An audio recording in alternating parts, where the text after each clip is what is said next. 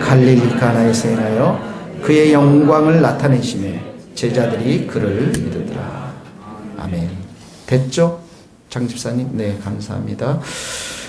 첫 표적인데요. 첫 표적인데 물을 가지고 포도주로 변화시킨 그런 표적입니다. 예수님이 술잔이 왔다 갔다 하는 잔치집에 갈 수 있나요? 없나요, 여러분? 네, 화색이 도는 사람들이 있어요. 이 말씀을. 그러니까 예수님이 이 혼인 초청을 받고 오늘 말씀해 보니까 2절에 보니까 혼례의 청함을 받았더니 해서 받아서 어떻게 합니까? 참여하셨습니다. 네. 그러니까 예수님은 혼자로서는 살지 않으셨어요. 하나님의 전에서 온종일 시간을 보내서 하나님만을 사랑하는 분은 하나님을 물론 사랑하셨지만 성부 하나님을, 그러나 동시에 그는 사람들도 사랑하셨습니다. 사람들을 좋아하셨습니다.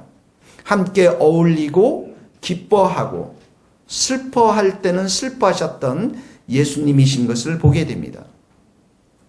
우리 중고등부생들 조금 얼굴을 좀 두세요. 목사님 눈을 좀 보세요. 네. 장례식장에도 가셨습니다. 예수님이. 나사로의 죽음 가운데서도 그 죽음의 슬픈 소식을 접하고, 그리고 그곳에 가서 마음이 비통해서 눈물을 흘리셨던 예수님이십니다.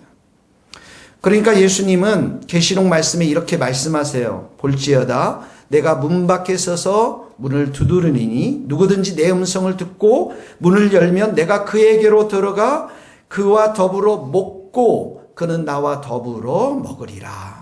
예수님은 사람들을 사랑합니다. 문을 두드리십니다. 그들과 함께 교제하시기를 원하며 예수님은 그들과 함께 친밀하고 인격적인 관계를 맺기를 원하시는 것입니다.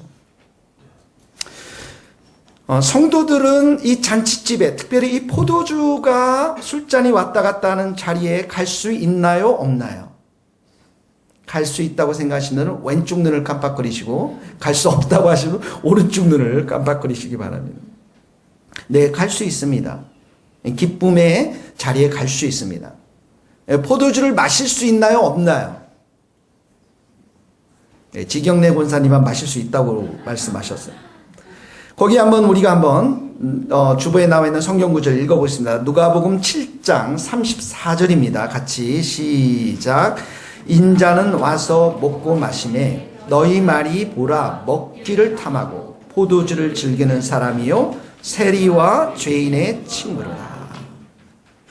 그러니까 여기 보니까 포도주를 즐기는 사람, 아마 술을 마시는 성도들에게는 매우 반가운 성경 구절이라서 그냥 읽어도 은혜가 되는 말씀이라고 생각이 듭니다.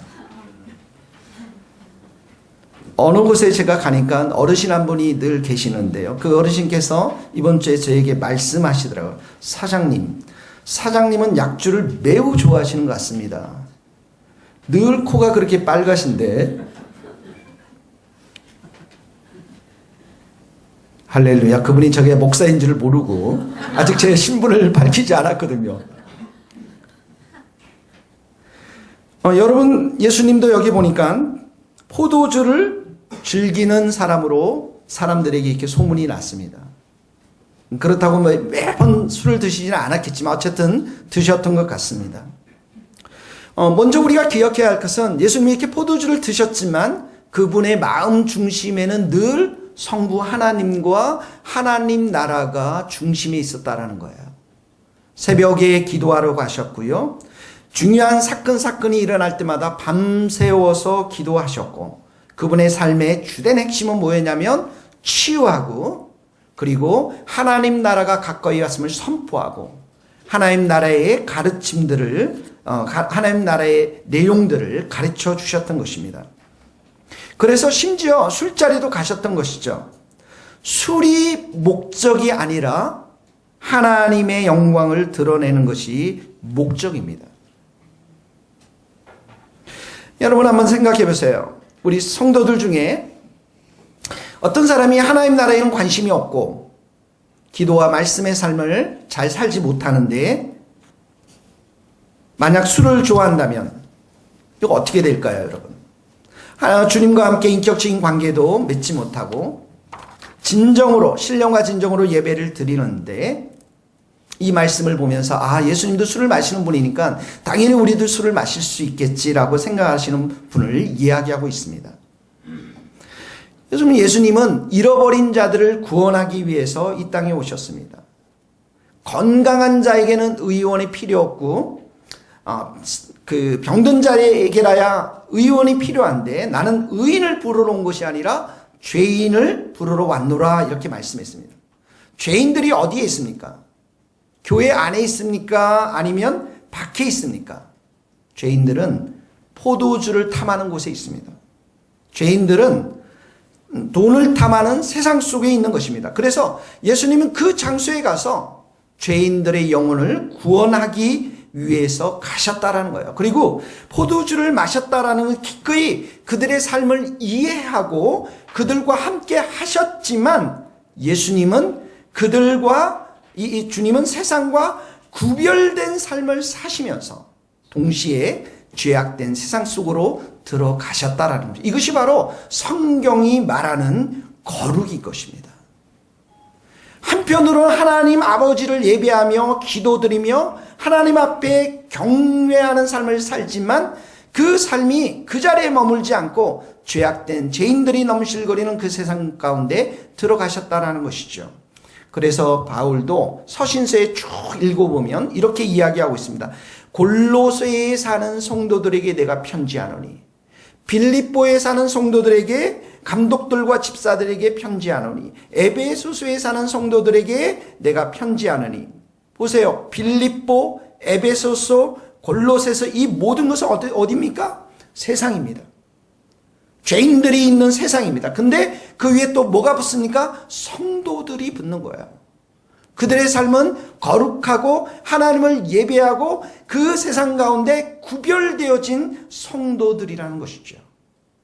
그러므로 이 말씀을 우리 가운데 보면 하나님은 우리를 택하신 족속이요 왕같은 제사장이요 어두운 데서 우리를 불러내서 정말 기이한 빛의 나라 예수 그리스도의 나라를 이렇게 빛으로 우리를 인도하셨는데 왜 그렇습니까? 우리의 삶을 통해서 이 땅 가운데서 예수 그리스도를 높이는 찬양드리는 선포하는 복음의 위대하심을 선포하는 그러한 삶을 살도록 우리를 불러주셨다는 것이에요.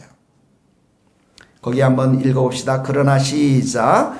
그러나 너희는 택하신 족속이요 왕같은 제사장들이요 거룩한 나라에 그의 소유된 백성이니 이는 너희를 어두운 데서 불러내서 그의 기이한 빛에 들어가 계시니에 아름다운 덕을 선포하게 하리라. 그러니까 예수님은 죄 가운데 동화되지 않으면서 그들과는 거룩한 구별된 삶을 살면서 동시에 그 세상 가운데 있는 죄인들을 사랑하셨던 것입니다.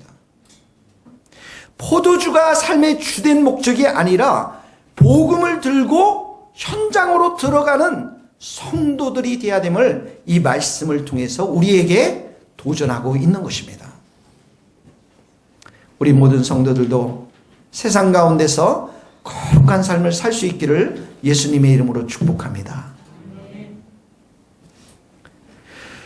두 번째를 보면 이 말씀에 보면 이제 그 잔치집에 갔는데 포도주를 마시는 그 잔치집에서 포도주가 떨어졌습니다. 자, 3절을 한번 보시겠습니다. 같이 읽겠습니다. 포도주가 시작. 포도주가 떨어진지라 예수의 어머니가 예수에게 이르되 저들에게 포도주가 없다. 여러분 이 잔치집에는 이 포도주가 기쁨입니다. 즐거움입니다. 삶을 살다 보면 우리도 세상 가운데 살다 보면 우리에게 기쁨을 주는 이런 포도주가 있는데 이게 떨어지는 거야. 그래서 사람들이 특별히 그 주인이 사람들을 초청했던 주인이 어떻게 합니까? 슬픔에 잠겨 있었겠죠. 이거 어떻게 해야 되나? 많은 사람들이 왔는데 그런데 보니까 예수님의 어머님이 예수님의 청에서 이 예수님께서 물로 포도주를 만드는 장면이 나옵니다. 7절부터 9절 말씀입니다. 같이 한번 읽겠습니다. 7절 시작.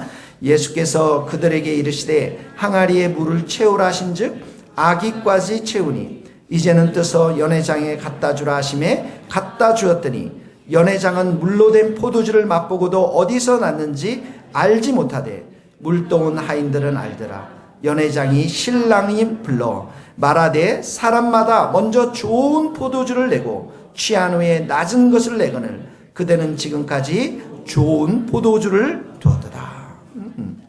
보십시오 여러분. 예수님의 능력으로 말미암아 물이 변하여 포도주가 된 것입니다.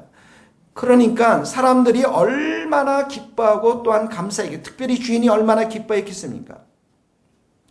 여러분, 우리가 우리의 삶 가운데 이렇게 필요한 것들이 있는데 그게 다 떨어지고 없을 때 정말 예수님의 은혜로 이 모든 것들이 다시 한번 채워지고 다시 한번 우리 것으로 되었을 때 마치 포도주가 그 잔치 가운데 다시 있는 것처럼 그런 우리의 어떤 그 필요한 것들이 예수님의 은혜를 통해서 채워질 때 우리의 마음은 어떻게 합니까? 기쁨이 넘치겠죠. 감사가 넘치겠죠. 여러분, 우리의 삶 가운데 살면서 우리는 궁핍함을 경험합니다. 우리의 필요한 것들이 있어요, 여러분. 우리에게 건강이 필요합니다. 그 건강 누가 주십니까? 예수님이 주십니다. 따라 내 믿음이 너를 구원하였으니 평안히 가라. 내 병에서 놓여 건강할지어다. 예수님 말씀하셨습니다. 우리의 삶에 일용할 양식 필요합니다. 예수님이, 하나님이 그 양식을 주시는 분이심을 믿습니다. 무엇을 먹을까, 마실까, 입을까 염려하지 말라. 이는 다 이방인들이 구하는 것이요 너희 하늘 아버지께서 이 모든 것이 너희에게 있어야 할 줄을 아시느니라. 내가 힘들고 어렵고 외로울 때 나를 위로해주고 격려해 주실 분 누구입니까? 예수님이 우리를 위로하기 위해서 찾아오십니다. 삭개오야 속히 내려오라. 내가 오늘 내 집에 유하여야 하겠다. 어느 누구도 삭개오를 찾은 사람이 없습니다. 삭개오를 향해서 다 비방합니다. 삭개오를 향해서 다 손가락질합니다. 외롭습니다. 그가 돈이 있었지만 외로웠습니다. 고독했습니다. 근데 그런 영혼에게 예수님이 찾아가십니다. 우리의 삶에 풍랑이 있습니다. 우리의 삶에 고난이 있습니다. 염려가 있습니다. 그 풍랑을 누가 잠잠케 하십니까? 예수님이 잠잠케 하십니다. 예수께서 깨어 바람을 꾸짖으시며 바다들을 이르시되 잠잠하라 고요하라 하시니 바람이 그치고 아주 잔잔하여지더라. 사랑하는 성도 여러분, 예수님이 우리의 필요를 다 아시고 채워주시는 분이심을 믿습니다. 여러분, 우리는 몇 달 동안 저기 우성아파트와 또 무지개 아파트, 특별히 무지개 아파트 쪽에 가서 전도를 했습니다. 뭘 전도를 했습니까? 우리가 콩나물 전도를 했습니다. 우리는 여기 지금 양재역 옆이기 때문에 특별히 우리 교회 근처에 아파트가 많이 없습니다. 교회 주변에 특별히 어린이집, 유치원들을 제가 몇 군데 있는 것들을 보면서 야, 우리도 저곳에 좀 우리 교회가 좀 어린이집 이런 것들을 좀 하거나 아니면 그곳에 좀 우리 선생님들이 좀 있어서 우리 교회 다니는 선생님들이 있어서 그들을 전도하면 얼마나 좋을까 하는 것이 제 마음 가운데 늘 있었습니다. 교육도 하고 복음도 전하고 정말 이 지역에 있는 많은 영혼들이 우리 교회로 찾아올 수 있는 교회였으면 좋겠다라는 것이죠. 그런 마음이 저는 몇 년째 제 마음 가운데 있었습니다. 그런데 감사하게 아내가 무지개 아파트 앞에 영어 유치원에 일하게 되었습니다. 돈을 많이 버는 건 아닙니다. 아마 여러분들보다 훨씬 적게 벌 겁니다. 근데 도서관 주임이 되었습니다. 물론 여러 가지 잡다한 일도 합니다, 여러분. 유치원 버스에 타서 차장 역할도 합니다. 오라이, 스톱, 뭐 이런 것도 할 겁니다. 그렇지만 저는 정말 감사한 마음이 있습니다. 왜냐하면 무지개 아파트 바로 앞입니다. 몇 달 동안 전도했던 그 아파트 앞에, 그리고 원생들이 200명이 넘는 좋은 유치원입니다. 앞으로 아내는 무지개 아파트를 매일 출근하면서 그 아파트에 놓고 3년 내내 기도할 것입니다. 우리 아내가 아멘을 해야죠. 우리는 살아가면서 현실적인 필요들이 있어요. 우리가 살아가면서 궁핍함이 있습니다. 그 필요들을 누가 채우십니까? 누가 채워주세요, 여러분? 그 필요를 누가 채워주세요? 예수님이십니다. 예수님이 필요를 채워주신다고 믿는 사람들은 기도하는 사람들이에요. 기도하는 사람들이다. 하나님께서 우리를 사랑해서 아들까지 주셨는데 내 삶에 필요한 궁핍한 모든 것들, 내 삶에 기쁨을 주고 감사를 줬던 그 포도주 왜 하나님께서 주시지 않겠습니까, 여러분? 로마서 8장 32절 거기 같이 읽겠습니다. 자기 아들을 아끼지 아니하시고 시작. 자기 아들을 아끼지 아니하시고 우리 모든 사람을 위하여 내주시니까 어찌 그 아들과 함께 모든 것을 우리에게 주시지 아니해. 밑에도 이렇게 해서 지금까지는 시작. 지금까지는 너희가 내 이름으로 아무것도 구하지 아니하였으나 구하라 그리하면 받으리니 너희 기쁨이 충만해라. 정말 기뻤습니다. 돈을 벌고 많이 벌고 이런 차원이 아니라 내가 하나님 나라의 관점에서 앞으로 3년 후면 그곳에 아파트가 들어오는데 우리가 지금부터 기도해야 되는데 우리 아내를 가장 최일선의 장소에 배치해 두셨구나. 왜냐하면 우리 아내가 전도부장이었잖아요. 할렐루야. 왜 예수님이 포도주를 만들어야 했습니까? 왜 사람들을 기쁘게 해야 합니까? 이거 좀 따져봐야 되지 않겠어요? 나에게 잘 대해주는 사람, 정말 최상의 좋은 포도주를 주고 좀 대충 나를 약간 인정한 사람 보통 포도주를 주고, 그리고 나에 대해서 관심이 없는 사람, 그런 사람들에게는 그냥 맹물로 만들어버리고 맹물을 마시게 하고. 근데 예수님 보세요. 오늘 본문에 보면 항아리에 물을 채워라, 이제 떠서 갖다 주어라, 그냥 베풀어 주세요. 묻거나 따지지 않아요, 여러분. 그냥 주세요. 그저 주시는 거예요. 그냥 베풀어 주시는 것입니다. 우리는 여기서 예수님에 관해서 두 가지를 배웁니다. 하나는 예수님은 물을 포도주로 변화시킬 수 있는 능력의 하나님이시구나. 능력의 하나님. 우리의 삶에 필요한 모든 것들을 공급해 주실 수 있는 열쇠를 가지신 분이 우리의 사장님이 아니고 예수님이시구나. 믿습니까, 여러분? 그리고 두 번째는 그분의 은혜의 마음을 배우게 됩니다. 여러분, 여기 보면은 정말 자신과 아무런 상관이 없는 남의 집 결혼식장에 가가지고 포도주를 만들어 주셨습니다. 인색하지 않았어요. 그 비어있는 항아리를 물로 가득 채우고 최상의 포도주를 만드신 분이 예수님이십니다. 은혜의 마음입니다.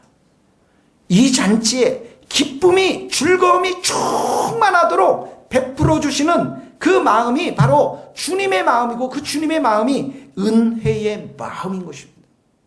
그래서 우리가 지금까지 아무것도 구하지 않았지만, 물론 구하다가 말았다 했겠지만, 그러나 진심으로 믿음을 가지고 여러분들 하나님 앞에 구하면 우리가 받게 되고 우리의 기쁨이 충만하게 될 줄로 믿습니다.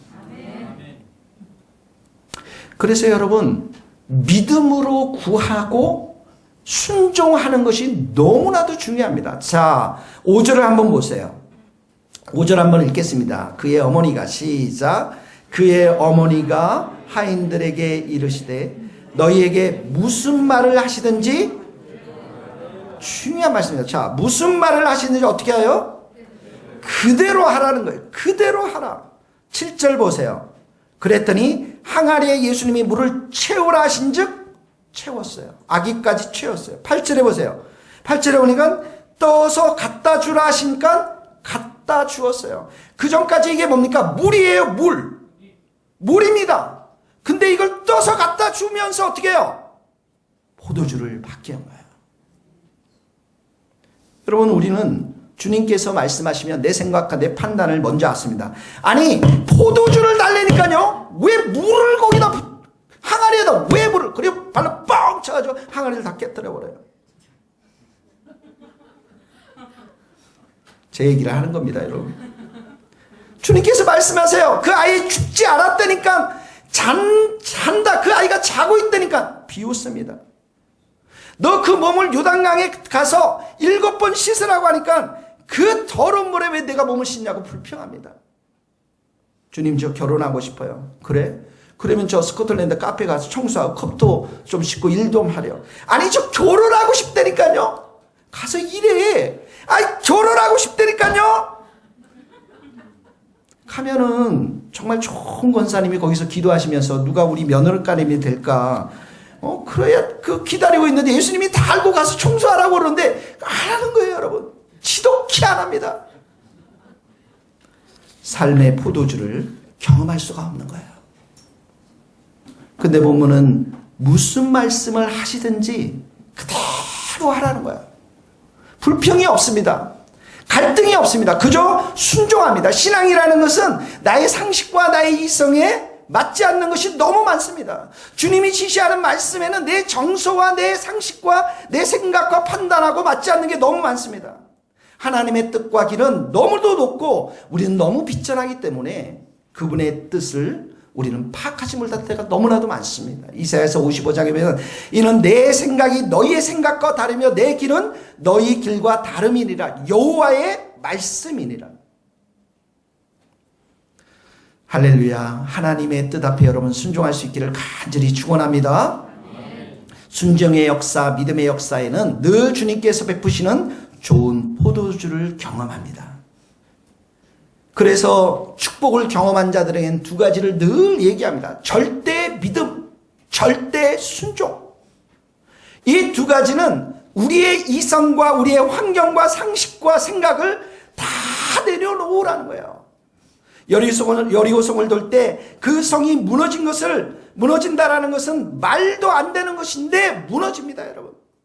믿음으로 발을 강에 담그면 요단강이 갈라지는데 믿음으로 갔기 때문에 갈라지는 것이죠. 믿음으로 루시 시어머니 고향을 따랐습니다. 그리고 루시 시어머니를 섬기기 위해서 이삭을 주우러 갑니다. 그런데 그곳에서 신앙이 좋고 경제력이 있는 보아스와 결혼합니다, 여러분. 믿음으로 순종하면 빌립보 교회가 세워집니다. 우리도 주님의 말씀에 순종해서 물을 항아리에 가득 채우면 주님의 기적을 맛볼 수 있음을 믿습니다. 우리가 믿음으로 말씀 찬양 기도의 집 선포하고 영혼을 살리는 교회로 선포하고 스코틀랜드 땅에 우리가 선포하면 하나님께서 이루어 주실 줄 믿습니다.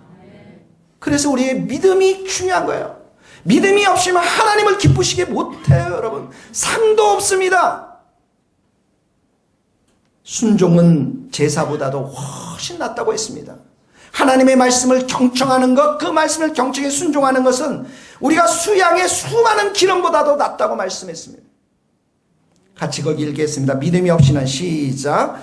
믿음이 없이는 하나님을 기쁘시게 하지 못하는 하나님께 나아가는 자는 반드시 그가 계신 것 그가 자기를 찾는 자들에게 상 주시는 자이심을 믿어야 할지니라.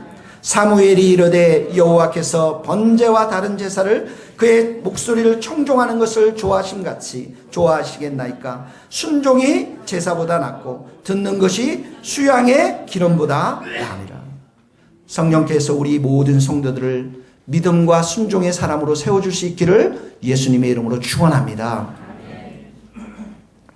예수님은 우리 일상에 이러한 필요들을 채우시지만 이 본문은 그 이상의 것을 드러내고 있습니다. 우리 한번 보겠습니다. 4절 말씀 같이 읽겠습니다. 시작. 예수께서 이르시되 여자여 나와 무슨 상관이 있느냐. 내 때가 아직 이르지 아니하니. 여기 여자여 했지만 이건 그 존칭입니다. 존칭. 나와 무슨 상관이 있나이까. 이 말은 나와 당신에게 그 일이 관계가 없다라는 의미입니다. 저 일이 우리와 무슨 상관이 있습니까? 관련이 있습니까? 이런 말입니다. 그러면서 하시는 말씀이 뭐라고 말씀했습니까?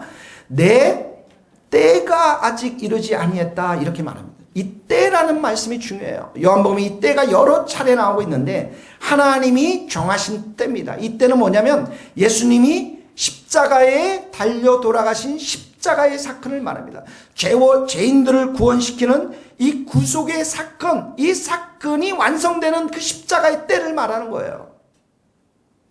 그래서 여기 보면은 11절에 보면 이 첫 표적을 갈릴리 가나에서 행하여 그의 뭘 나타냈습니까?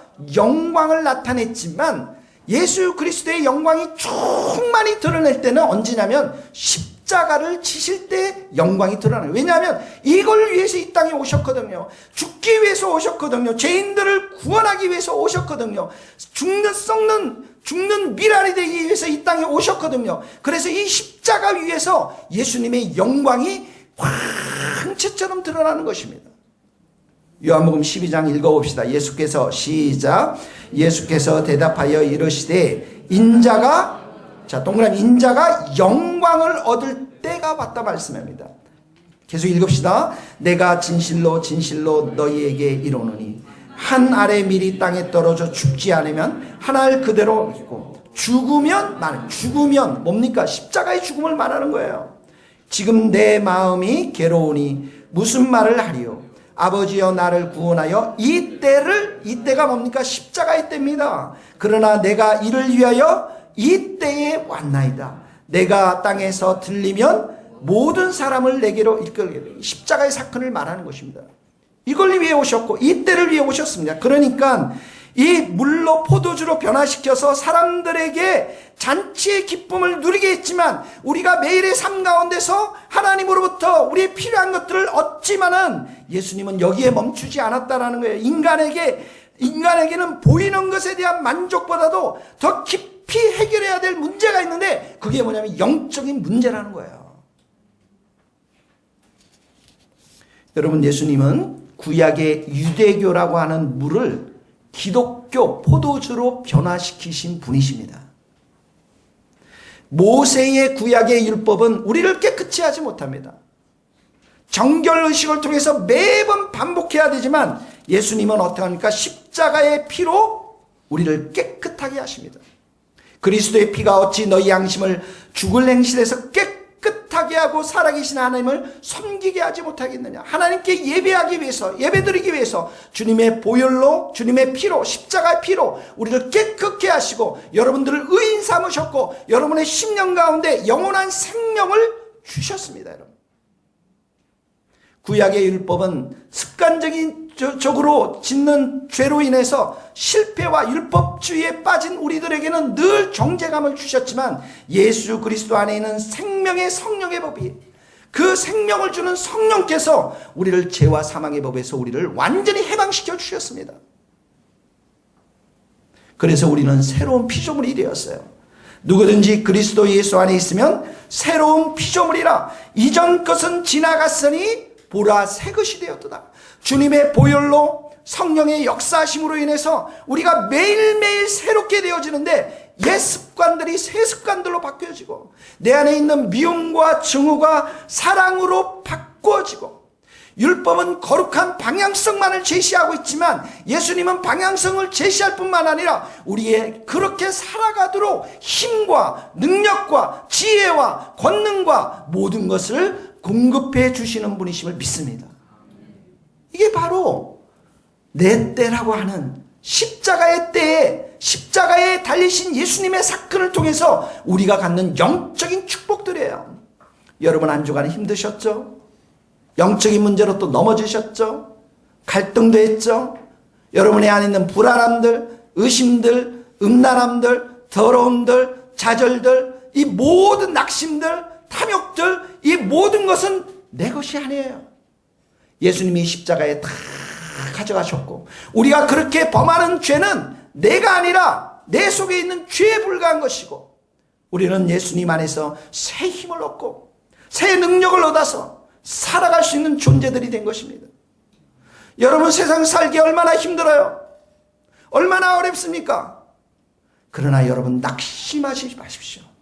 우리가 이 성전에 와서 십자가 앞에 무릎을 꿇고 예수님의 그 보혈의 피를 의지해서 주님을 찬양하며 경배드리면 그 십자가는 나에게 새 힘을 주시고 은혜를 주시고 사랑을 주시고 승리를 주시고 소망을 주시고 기쁨을 허락해 주실 줄 믿습니다. 그래서 예수님은 이걸 위해서 우리에게 이런 놀라운 새 은혜들을 베푸시기 위해서 이 땅에 오셨고 십자가에 지셨고 그런 예수님이 위해서 이 때를 위해서 오셨다라고 말씀